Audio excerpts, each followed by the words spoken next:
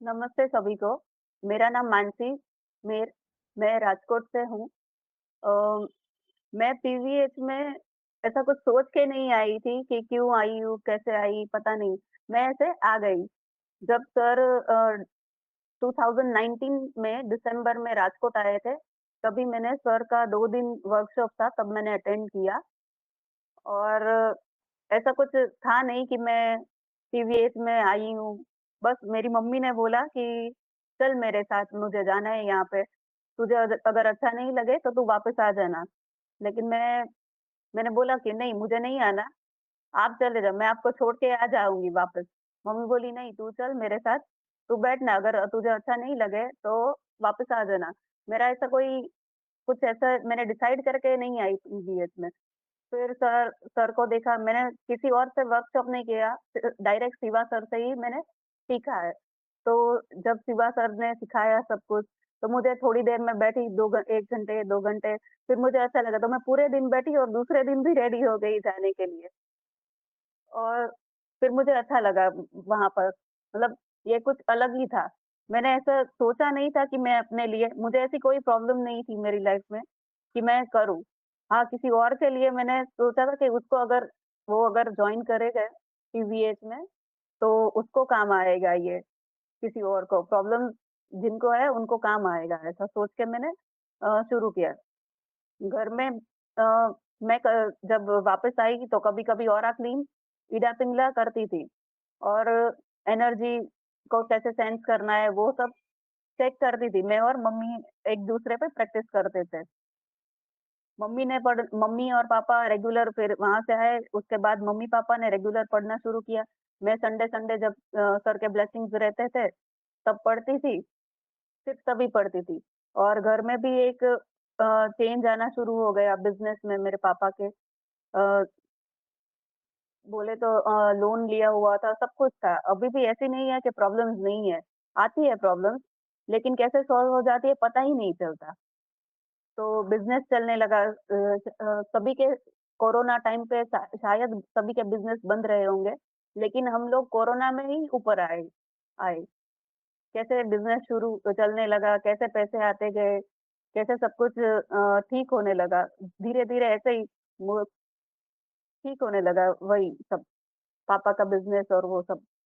तो फिर सोचा कि ये क्या है? फिर सर कोरोना आया, सर डेली आने लगे एफबी लाइव आने लगे तो रोज़ क्लास देखने लगी, फिर ऐसा लगा कि हर रोज़ पढ़ना चाहिए। तो सोचा अभी शुरू कर देती हूँ पढ़ने के लिए, फिर भी कभी-कभी पढ़ती थी, कभी-कभी नहीं अफ़र्मेशन पढ़ती थी। लेकिन तब तक तो कुछ ऐसा नहीं लगा कि नहीं मुझे करना ही चाहिए, क्योंकि मुझे ऐसा कुछ वैसा नहीं था कि मुझे प्रॉब्लम्स थी ऐसी मेरी लाइफ़ में कोई। तो मैं थोड़ा-थोड़ा बहुत करती थी। हाँ, लेकिन एक चीज़ है कि पीवीएच अफ़र्मेशंस करने के बाद जो लोग आपके लिए अच्छे नहीं हैं, उनसे दूर होते जाएँगे आप। आपको दूर होना होता है, आपको पता होता है, लेकिन फिर भी आप उनसे दूर नहीं होते। लेकिन पीवीएच करने के बाद जो लोग हमारे लिए अच्छे नहीं रहते, तो हम लोग उनसे कैसे दूर हो जाते हैं, हमें भी पता नहीं चलता। फिर आया मुझे कैसे हेल्प की पीवीएच ने। पीवीएच ने बहुत ऐसे मेरे पापा को हेल्प की, बहुत सारे चीज़ों से हेल्प की। जब से मैं नींबू पानी पीती थी, 10 सालों तक पिया। जब सर आए यहाँ पे मतलब राजकोट में, वर्कशॉप अटेंड किया, उसके बाद सर ने बोला कि नींबू पानी कोई नहीं कौन पीता है ऐसा? तो मैंने ऐसा सोचा नहीं था कि मैं बंद कर दूँगी, लेकिन उस वहाँ से आने के बाद मैंने नींबू पानी बंद कर दिया। तो मैंने देखा कि मेरे अंदर कैसे चेंजेज़ आने लगे। पीरियड के टाइम पे मुझे ऐसी जलन होती थी मेरे बॉडी में, तो जो मैंने नींबू पानी बंद कर दिया, उसके बाद उसके अपने आप ही जो जलन थी, मुझे जलन हो रही थी पीरियड के टाइम पे, वो बंद हो गई। तो मैंने सोचा अब तब पता चला कि नींबू पानी कैसा रहता है। अगर हर रोज़ पिएँगे, तो कितना अपने शरीर में एसिड बढ़ जाता है और एसिड बढ़ने से क्या-क्या हो सकता है, तभी पता चला। तो उसके बाद मैंने नींबू पानी बंद ही कर दिया। अगर आप नींबू पानी बंद कर देते तो आपका बॉडी पेन जो रहता है वो भी बंद हो जाएगा अपने आप ही। तो वो भी मैंने मार्क किया। फिर दूसरी भी चीज़ें जैसे गाँठ होती है, तो वो भी मुझे पीवीएच की मदद से मैंने पीरियड प्रॉब्लम थी, वो भी पीवीएस की मदद से मैंने ठीक कर ली हीलिंग से। हीलिंग मैं डेली नहीं करती थी, फिर भी जब भी मेरे पीरियड के आने के टाइम था होता था, तभी सिर्फ 2 दिन पहले ही मैं करती थी। फिर भी मेरा जो भी मेरा जो था दर्द या बोलो कि प्रॉब्लम थी, वो मुझे दूर हो गई। फिर उसके बाद मुझे पीवीएस एक बार मेरे पापा को एक ये टेस्टिमोनी है मेरे सारे के सारे। एक बार मेरे पापा को नाक से ब्लड निकल रहा था, खून निकल रहा था। जैसे कोई पानी का नल चालू करता है ना, वैसे उनके नाक से अचानक से निकल रहा था खून। तो तब भी अचानक मैंने सर सर को फ़ोन किया और सर ने बताया कि कोई टेम्पल से उनको एनर्जी आ रही है। तो ऐसे पढ़ने के लिए बोला, सर ने बोला पढ़ने के लिए, तो सर ने तब उस टाइम पे रिमूव तो कर दी एनर्जी। फिर भी दूसरे दिन वही दोपहर में शुरू हो गया। फिर देखा डॉक्टर के भी पास भी जा रहे थे। डॉक्टर कहते थे कि 2-3 दिन रुकना पड़ेगा हॉस्पिटल में। मेरे पापा मना कर रहे थे, मैं हॉस्पिटल में रुकने वाला नहीं हूँ। उनको बोलो जो करना है वो अभी ही करे, मैं कुछ भी नहीं करने वाला, ऐसे रुकूँगा नहीं हॉस्पिटल में। तो फिर 2-3 डॉक्टर के पास गए, सबने बोला बीपी की प्रॉब्लम है, बीपी की प्रॉब्लम है। फिर एक जो लास्ट डॉक्टर था, उन्होंने बताया कि बीपी की है, ये आप दवाई ले लेना, अगर ठीक हो जाए तो देखना, ठीक हो जाएगा आपको। फिर दवाई तो ले रहे थे, लेकिन जो बीपी की गोली थी, वो नहीं ले रहे थे। तो फिर ठीक कैसे हुआ? तो देखा सर ने बोला कि हार्ट चक्र पे जो भी एनर्जी आ रही थी, वो हार्ट चक्र पे आ रही थी। तो उस टाइम पे पीवीएच का बैच है जो नेगेटिव एनर्जी वाला, वो मेरे पापा को पहनाया, वहाँ पे टच करके, तो उनका जो ब्लड निकल रहा था, वो दूसरे दिन से ही बंद हो गया। क्योंकि एक फिक्स टाइम था कि दोपहर में या तो सुबह होता था। तो वो जो रात को पहनाया बैच और सुबह से दूसरे दिन से वो ठीक हो गए। तो देखा फिर 2 दिन बाद पता चला, हमने देखा कि पापा कौन-सी मेरी बहन को पता रहता है कि क्योंकि उनके ससुर जो है, उनकी भी दवाई बीपी की दवाई और वो सब चलती रहती है, तो उसे पता रहता है कि कौन-सी दवाई किस लिए देती है डॉक्टर। तो वो ऐसे ही पूछ रही थी, संडे था तो ऐसे ही पूछ रही थी कि कौन-सी दवाई दी है, कौन-सी ले रहे हो? तो फिर उसे बता रहे थे, तभी पता चला कि जो बीपी की दवाई है, वो तो ले ही नहीं रहे मेरे पापा। तो ठीक कैसे हो गए? तभी पता चला कि ये बैच पहनने से मेरे पापा का जो खून निकल रहा था नाक से, वो एकदम से बंद हो गया। जो भी एनर्जी थी, वो नहीं आ रही थी, वो स्टॉप हो गई। ये पीवीएच के छोटे से बैच का जो नेगेटिव एनर्जी वाला बैच है, उन उनके लिए मैं बोल रही हूँ कि कैसे वो भी हमें प्रोडक्ट्स है, कैसे काम आते हैं। फिर डिवाइन फायर एक और मैं बता रही हूँ। एक बार जो स्ट्रीट डॉग्स रहते हैं, तो हम लोग मतलब उनको फीड करते हैं। तो एक बार कोई जो कुत्ते को पकड़ने वाली रहती है, वो उसके जो रेबीज़ के इंजेक्शन और वो लगाने आते हैं, तो वो लगाने आए थे, तो ये लोग कुत्ते क्या है कि एकदम से भागम-भाग करते रहते हैं। तो एक कुत्ता इतना भागा कि वो कहीं 5 किलोमीटर दूर ही चला गया। तो 2 दिन तक मिला नहीं कि कहाँ गया? ऐसे ढूँढ रहे थे हम लोग कि कहाँ गया, पता नहीं। तो मैंने उसके लिए डिवाइन फायर चालू किया कि अभी तक मिला नहीं, डिवाइन जब से नहीं दिख रहा था, क्योंकि खाना खिलाने जाते हैं तो वो नहीं दिख रहा था, तो कहाँ गया ऐसा सोच रहे थे। आजू-बाजू में दूसरे लोगों को भी पूछा कि कहाँ गया? कहीं उसको कहीं चोट आई हो या तो ऐसा कुछ हुआ हो पकड़ने में, तो शायद कहीं अंदर बैठ गए हो, ऐसा कुछ हो तो। इसलिए आजू-बाजू वालों लोगों को भी पूछा हमने कि वो कहाँ गया? तो किसी को पता नहीं चला कि वो ऐसे भाग गया था, पता नहीं कहाँ है। तो डिवाइन फायर कर रही थी उसके लिए, हर रोज़ डिवाइन फायर कर रही थी। फिर ओराक्लीन भी कर रही थी उसको उसको सोच के, ओराक्लीन और पिंगला, बाकी तो कुछ नहीं करती थी। और ऐसे मतलब वांड सामने रख के ऐसे बताती थी कि जो भी मतलब उसके आस-पास की जो भी कुछ उसको पकड़ने अगर कोई कुत्ते के अगर वो किसी और के एरिया में जाएगा, दूसरे कुत्ते उसको काटेंगे या तो उसके साथ झगड़ा करेंगे, वही सोच रहे थे। तो तब इसलिए डिवाइन फायर और ओरा क्लीन और ईड़ा पिंगला करती थी। तो 5 दिन बाद वो डिवाइन फायर और वो सब कर रहे थे, तो अचानक मेरी मम्मी को कहीं पे जाना हुआ, तो मेरी बहन उनको छोड़ने गई थी वहाँ पे उस जगह पे। तो वो राजकोट में से ही मिला लेकिन 5 किलोमीटर हमारा जो एरिया है, उससे 5 किलोमीटर दूर मिला। वो उसको पता चल गया कि हम लोग वहाँ पे हैं। तो मम्मी को और मेरी बहन को देख के वो ऐसे बाजू में आ गया और वो आवाज़ करने लगा। तो पता चला कि ये तो ये है। फिर रिक्शा में बैठाने की कोशिश कर रहे थे तो वो बैठ नहीं रहा था क्योंकि अ, अगर घर के रहते हैं तो हम लोग उसको बिठा भी उठा के बिठा भी सकते हैं लेकिन इसको कैसे बिठाएँ? तो फिर मेरे भाई को बुलाया मेरी बहन ने, आगे मेरा भाई बीच में वो कुत्ता और पीछे मेरी बहन, ऐसे करके उसको घर घर तक लाए और एक भी कुत्ते सब बहुत सारे कुत्ते उसको उसके काटने के लिए दौड़े, लेकिन उसको एक भी कुत्ते ने टच नहीं कर सका। ये इतनी हेल्प की डिवाइन ने हमारी कि कैसे आप किसी की भी हेल्प कर अपनी तो खुद की तो कर ही सकते हो, लेकिन किसी और की भी कर सकते हो। फिर और एक टेस्टिमोनी है, ऐसे ही नेचर का, अगर जितना आप पीवीएस में आएँगे, शुरू-शुरू में पता नहीं चलेगा क्या हो रहा है, क्या है। लेकिन जैसे-जैसे आप लोग समझ जाओगे पीवीएस, उस तरह से आप कैसे कहीं भी अगर आपको हेल्प की ज़रूरत पड़ती है, तो नेचर को, बॉन्ड को सामने रख के कैसे आप बता सकते हो, वही हमें पीवीएस सिखाता है।